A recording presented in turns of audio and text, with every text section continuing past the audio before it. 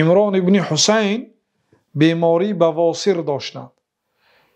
بیماری بواسیر داشتند، بسیار درد غم میداد، اذیت میداد، الم داشت و پیامبر صلی الله علیه و سلم صحابه ها را از طبابت کردن با کی منع کرده بودند. کی آتش را، آهن را در آتش تصفانیده به همون جای اذیت زیر میکنند به پوست انسان. همین نوع طبابت فایده دارد، شفا هست در همین نوع، لیکن پیامبر صلی الله علیه و سلم منع کردن، یعنی مکروه است، حرام نیست و مکروه است. کسی که همین نکند ثواب عظیم میگیرد، لیکن اگر کند گناهکار نمیشد.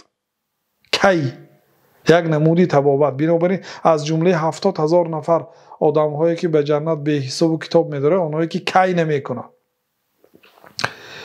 حضرت عمران ابن حسین بیماری بواسیر داشت. بواسیر میدونید در مقعدش بیماری دارد، درد میکرد، اذیت میداد، آبوی چشمش میبرآمد، لیکن کی نمیکرد، صبر میکرد. بعد یک فرشته هر روز فرامده زیارت میکرد، از آسمان فرشته فرامده سلامت میکرد قدیش. شما اگر یگان رئیس و یگان امیر و یگان راهبر آمده هر بیگاه خبر گیرد و زیارت کرده برود، برای شما یک روح بلنده هست که فلان امیر آمده من زیارت کرده برفت دعا گرفته، مثلا فرشته فرامده سلامت کرده میرفت. میگوید وقتی که درد و علم زیاد شد دیگه وقتها گذشت دیگه صبر نکردم و کی کردم. میگوید وقتی که کی کرد دیگه فرشته نفرامد. بعد مدت بعد بیمار شد، بیماریش با اوج گرفت، بعد دیگر کی نکرد، با همون فرشته فرامده زیارت میکرد. این گپه پیش از وفاتشان، روزهایی که جانشان نزدیک شده بود و در سکرات موت بودن، به یکی از نزدیکانشان خبر دادن که اون فرشته از روزی که دیگه کی ترک کردم باز همراه من سلام علیک میکند.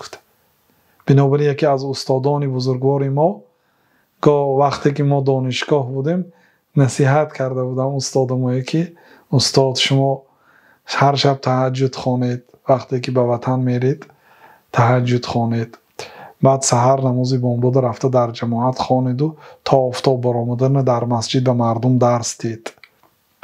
روزهای دوشنبه پنجشنبه روزه دارید، 5 وقت در مسجد جماعت خوانید و بعدی 5 وقت نماز به مردم درس و تعلیم دید. از بامداد تا پیشینه، از پیشین تا عصر، عصر تا شام، عشام تا خفتنه فقط درس دید. با کارهای دنیا مشغول نشوید. گفته یک چند با همیخی عملها را ذکر کنم.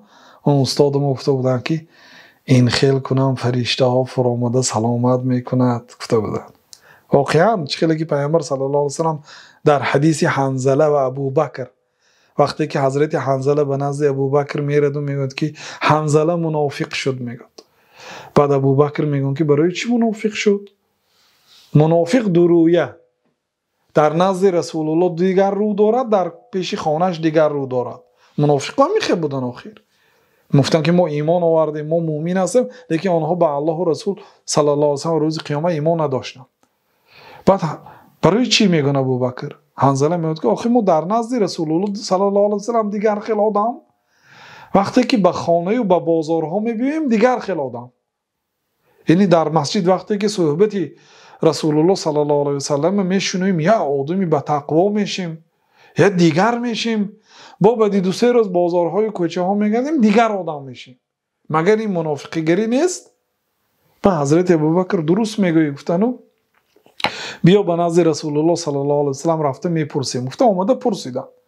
بعد پیامبر صلی الله علیه و سلم گفتن که لو تدومون علی ما انتم علیه لصافحتکم الملائکه فی الطرقات. اگر شما چی خیلی که در پیش من هستید همه وقت همون خیل باشید، کوچه ها و فرشته ها فراموده شما که سلامت میکند. گفتن یعنی گپی استاد ما از هوا نبود، فرشته ها از آسمان فراموده سلامت میکنند. اگر شما همین ایمانتون همه وقت همین چی خیلی که در نزد پیامبر صلی الله علیه و سلم بود همین خیل باشد. اگر فهمیدید برادر عزیز؟